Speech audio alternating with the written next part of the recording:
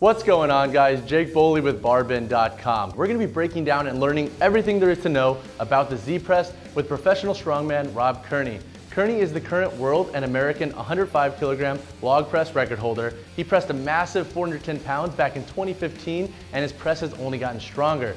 So now to take us through the setup, the muscles work, and a ton more, let's kick it to Rob. What's going on, guys? My name's Rob. I'm here with BarBend.com. We're gonna go over the Z-Press. As you can see right in front of me, I have the barbell set up on these two safety pins. This is personally my favorite way to set up the Z-Press, just because it's actually just the easiest way to get into position for it. So here we are down on the ground, ready to start the Z-Press, and just want to touch on a few things of positioning wise, because that's really important when we're going through this motion. As you can see, the bar is pretty much set at my chin height, so you want it just above shoulders, because that's just going to make it more comfortable to get into position when we begin the press. Next, what we want to do is find our grip and the width of which we're going to be pressing. This is a little bit different for everybody. My general rule of thumb is to be just outside of your shoulder width. I feel that just gives you a really powerful position to press from. For me, personally, I like to put my pinkies on the smooth part where the knurling breaks. That just puts me in the best position to press. Also, you can wrap your thumbs around the bar, do a thumbless grip. Either or really doesn't matter. Personally, I like the thumbless grip, a little bit more comfortable for me, so that's what I go for. So what we do, once we find our grip width, we have the correct height of the bar lined up with our chin, we're gonna roll the bar back just a little bit so it's almost touching us and get it into the press position. From here, our core's engaged, we're staying nice and upright, and all you're gonna do is just press it overhead. And right as the bar is about to clear our eyes, what you want to do is push your head through, kind of like you're looking through an open window. And what that's going to do is that's going to align the bar directly over your body to engage your core and make you really stable overhead.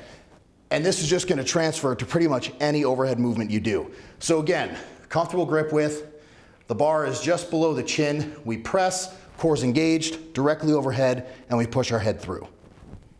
Now I want to touch on 3 common mistakes that most people make when they do the Z-Press. The first thing that I usually see is people are going to press the bar out in front of them and lean back. Again, Jake's looking up at the bar. If you can look up at the bar, you know it's not directly over your body and you're not pushing your head through quick enough, and it's not going in the correct position to activate that core and be in a stable position.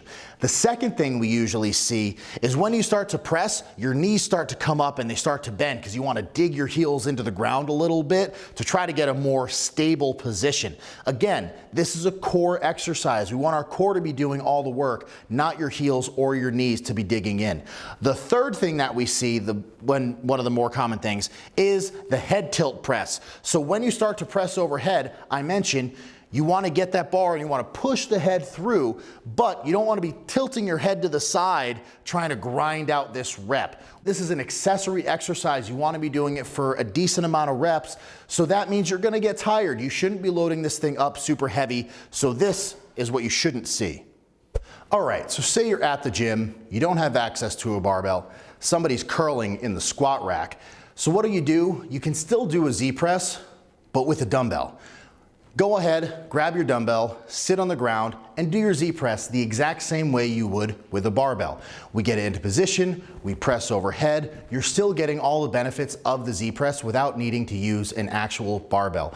Also, sometimes grabbing a barbell can be a little bit painful for the shoulders, so the dumbbell Z-Press is another way you can get the movement in. We can also use kettlebells. What this is gonna do is this is gonna take stabilization to a whole new level. So if you take a kettlebell, the pressing position you want is when you hold the kettlebell, you'll have it against the back of your forearm. And what that's gonna do is that's gonna force you to really push your head through when you're going in the overhead press movement and get everything in line. With a kettlebell, if you move out to the side, move forward, move back, it's gonna go and you're gonna not get the lift. So again, the kettlebell is another great way to do a variation of the Z-Press. If you want more info on the Z-Press, head over to Google, type in BarBend Z-Press, and you can find more info there.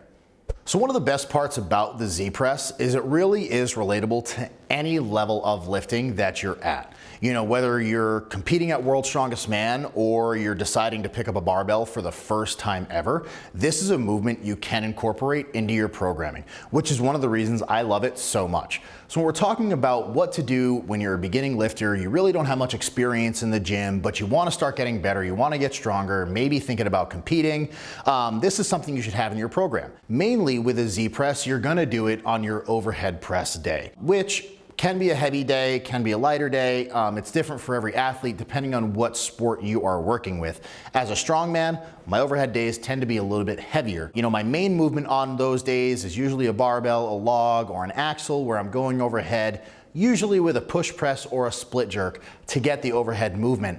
Then I work the Z press in as an accessory lift. Again, I mentioned it before, this is not an ego lift by any means. Personally, I don't feel that you should ever be going for a 1 rep max on a Z press. You're not getting the benefits of the movement by just loading up a bunch of weight and going for 1 rep. This is an accessory movement to really activate that core, build up that core stabilization, and get comfortable in the overhead position.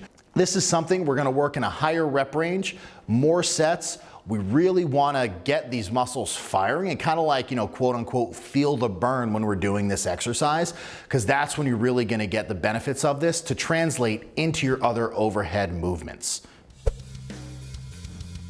That concludes our Z-Press video. A big thank you to Rob Kearney for coming into the office. To learn more on the Z-Press and everything there is to know about the movement, Google BarBend and Z-Press.